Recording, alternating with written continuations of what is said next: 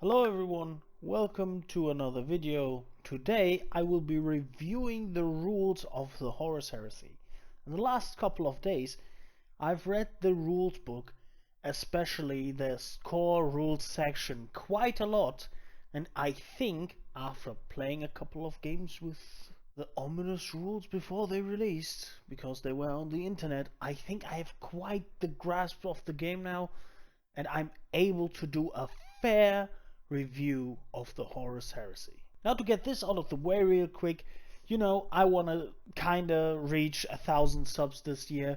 I know it's just more or less 6 months left, but since the Horus Heresy is a bit bigger than it was before and there's a lot of new people coming in, I would very much appreciate you sharing the video, leaving a like and a comment. I know I've never done this, but I think that my content is helpful and deserves to be out there. So if you want to help, thank you a lot. Now we will go back to the video. So the general feel of the rulebook, it reads well and it is improved. Most of the stuff you didn't expect to change didn't change, like scattering or shooting and wounding, but a lot of the stuff that's new, or like the stuff that's improved, it reads very well. Like when you read it, you're thinking about, yeah, this is a change I would have done. So now we talk about like how the old dog learned a couple of new tricks. That means the new stuff in the rules and the Horus Heresy rulebook. So the first thing I want to talk about is the movement stats, because it's the most glaring thing you will notice when coming over to the Horus Heresy. What I mean by that is that when you see the profile at the first spot, there is an M and movement stat. So reaction, one of the most controversial changes of the new Heresy edition. What do I think of them? I think they're pretty nice. They're a cool way of you interacting with your enemy's turn without being oppressive. So reactions are not oppressive. This is a good thing. You get one per phase, or you could have one more, or up to two more. You can never have more than 3 reactions in a phase.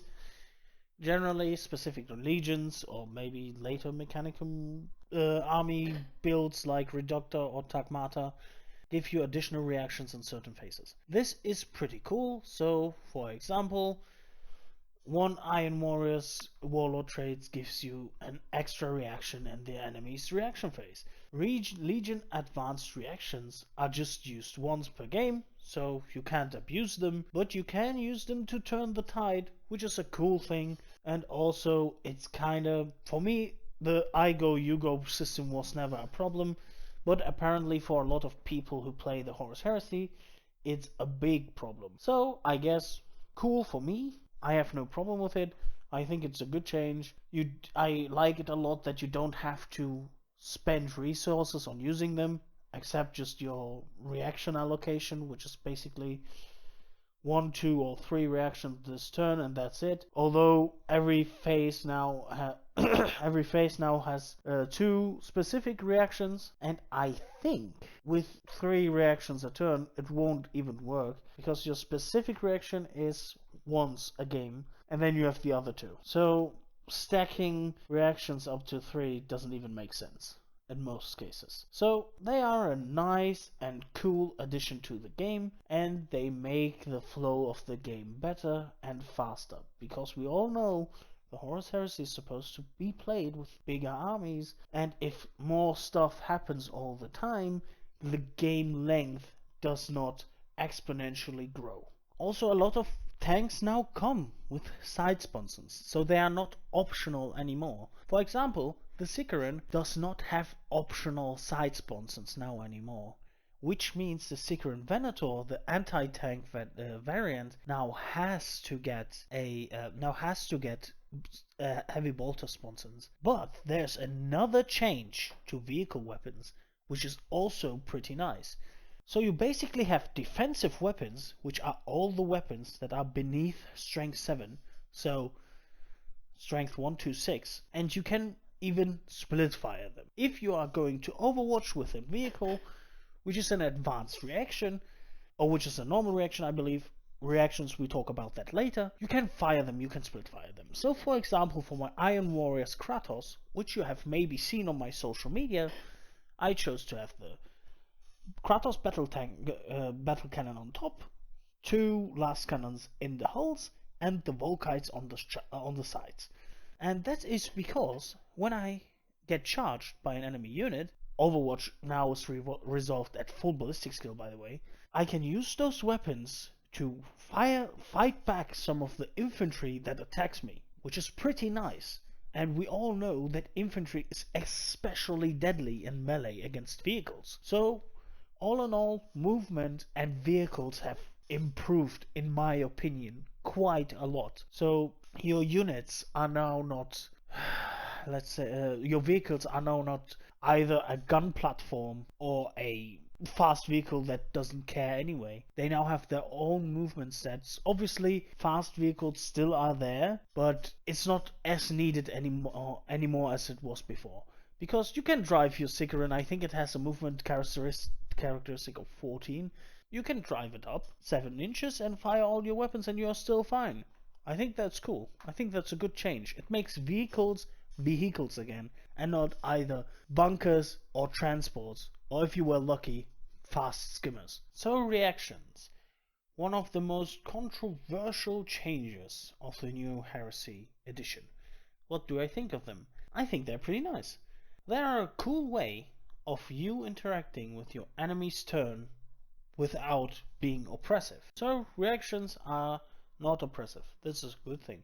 You get 1 per phase, or you could have 1 more, or up to 2 more. You can never have more than 3 reactions in a phase. Generally, specific to legions, or maybe later Mechanicum army builds like Reductor or Tagmata, give you additional reactions in certain phases. This is pretty cool. So, for example, 1 Iron Warriors Warlord traits gives you an extra reaction in the enemy's reaction phase.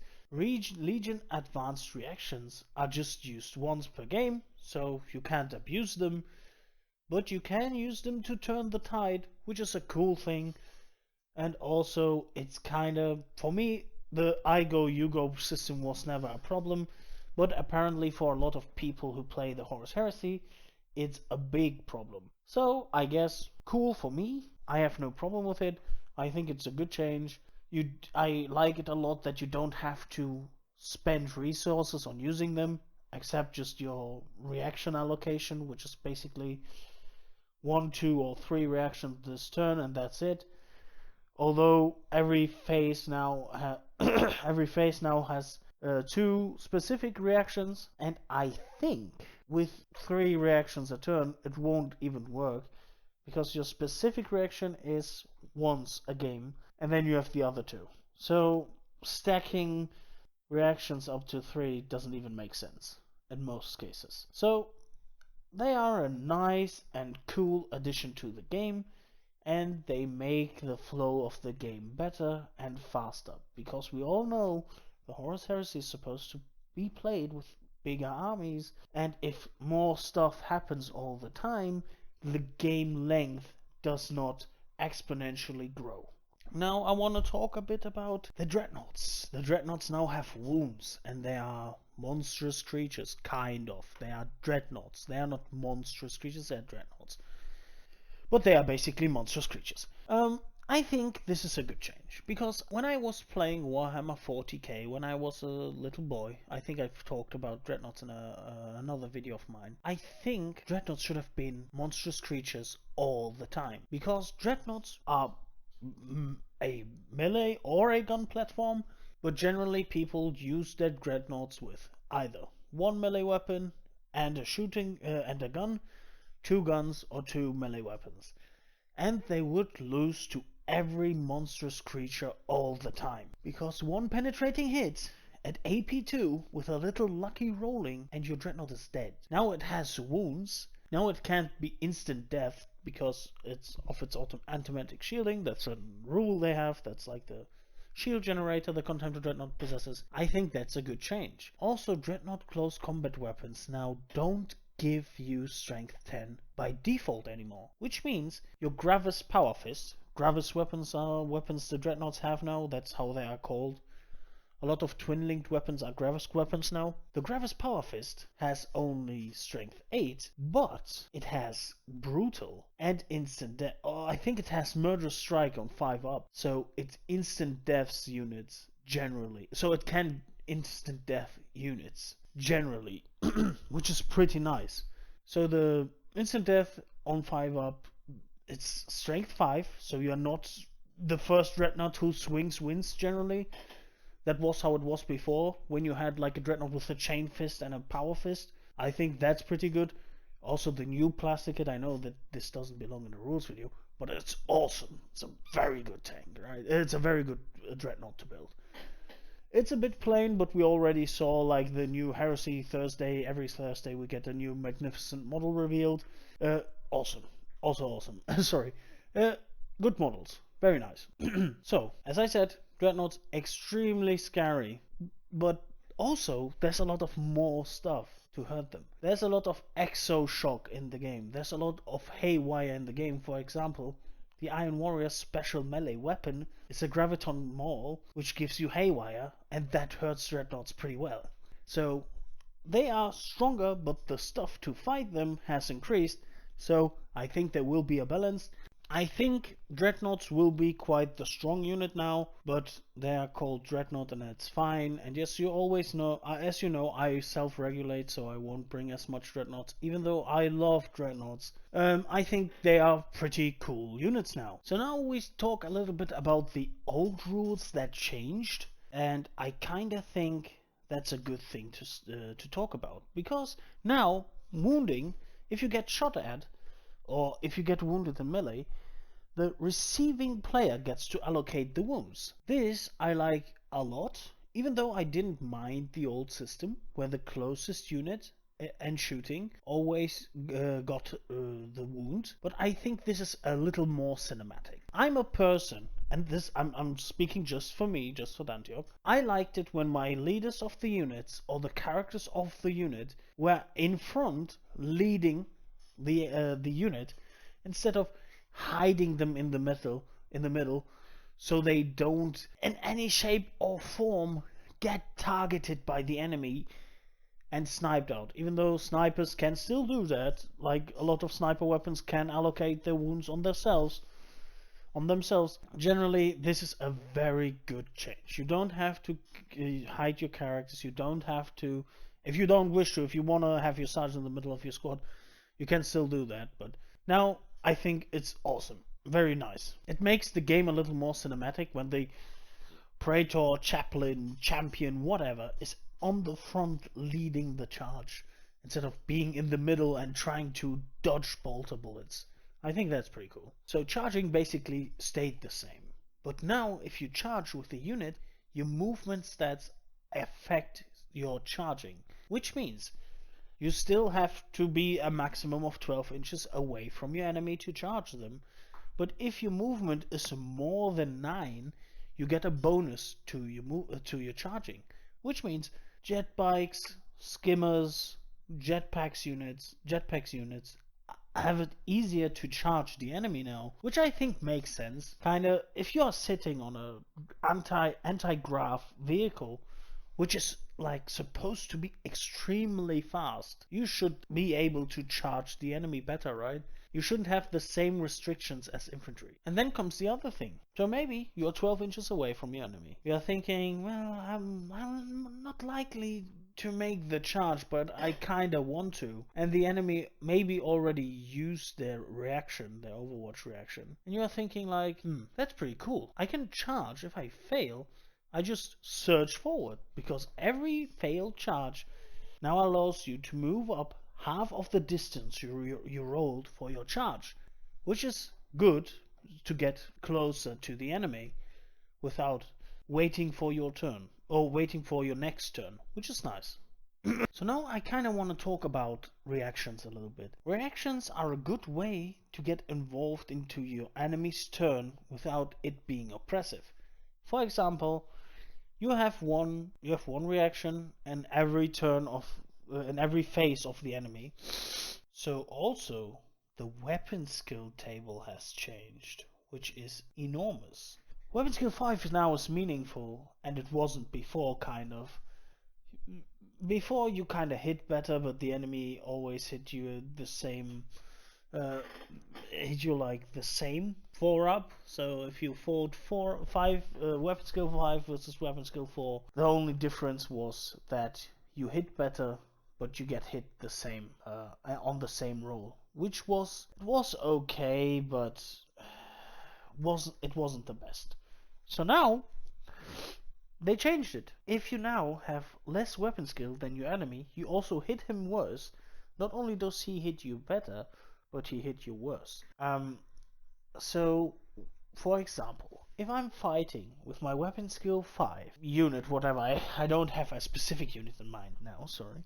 If I fight with my weapon skill 5 unit against a weapon skill 4 unit, they hit me on 4s, I hit them on 3s. They hit me on 5s, I hit them on 3s, which is a game changer, to be honest. Now you can't bog down elite units with mass amounts of attacks, because generally a lot more attacks now are not going to hit, which is awesome. Before that, you needed double the weapon skill to make someone hit worse. That's something I never understood. So basically, weapon skill 5 units would never hit someone worse than 4-up, because I can't remember a unit having weapon skill 10 in the old system.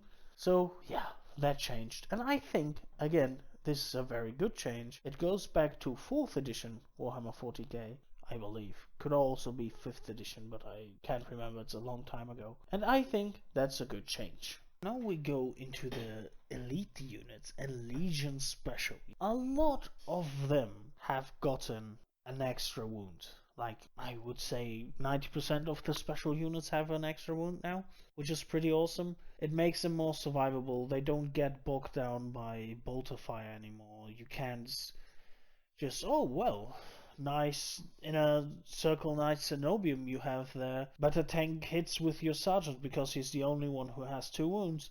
Now, every special Terminator, I believe, every Terminator in the game has 2 wounds, and almost every special unit has 2 wounds. And I think that's pretty neat, and it was needed, because, again, a lot of the units are the same archetype in this game. For example, there's a lot of Space Marines in this game, because it's a Horus Heresy. How do you differentiate them? You need to add or raise the profile of them a little bit to differentiate.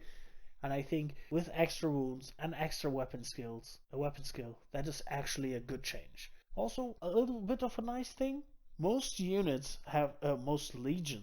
have now special war gear for their respective legions.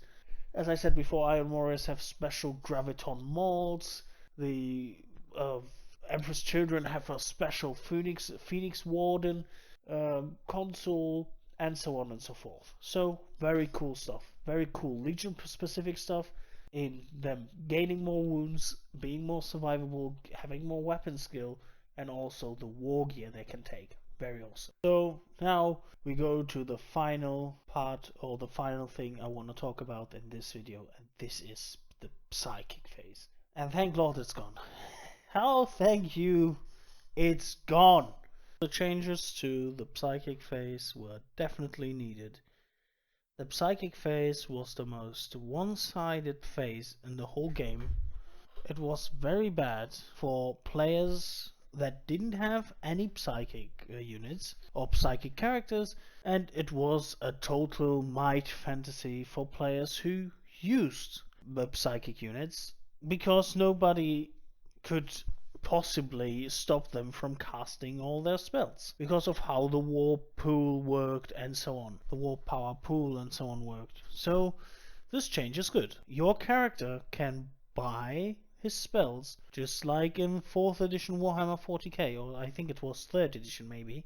He can cast those spells in his respective phase. There's no more Iron Arm, Segment Toughness 5, spam your units, never let someone else do anything in the phase. It's all gone. No more Iron Arm, no more maybe you get a good spell, maybe you get a bad spell. You have the spells, special characters, some special characters have some spells already. They are awesome. That's very good. That's a good way of changing it. Also, a couple of legions now have gained their special specific psychers, which were missing before. For example, the White Scars now have the Stormseers, which is very cool. So, the verdict. The final verdict from my review. I think it plays nice, as I have played the game a couple of times before. They solved the problem at its roots rather than the symptoms, which is pretty nice. And I think the game will be better for it. But that time will tell. Now you have the Liber books and the rule books and nothing more, which I think is cool. I hope when they release campaign books, which they teased in the rulebook, I hope that you can get PDFs or something for them, so you don't have to carry around multiple books. Maybe the Sons of Horus and the Imperial Fists turn up in many books because they are the poster boys now, and I really don't want to have like 3 or 4 books. Like the rulebook and the Liber book are pretty hefty books, not gonna lie. And I don't want to carry multiple of those with me. I don't think the other books will be as big, but you catch my drift. Well, this has been a long video, so for everyone who's still listening, as always, thank you all for listening. Stay healthy, keep the heresy train rolling, join the Discord, and bye bye.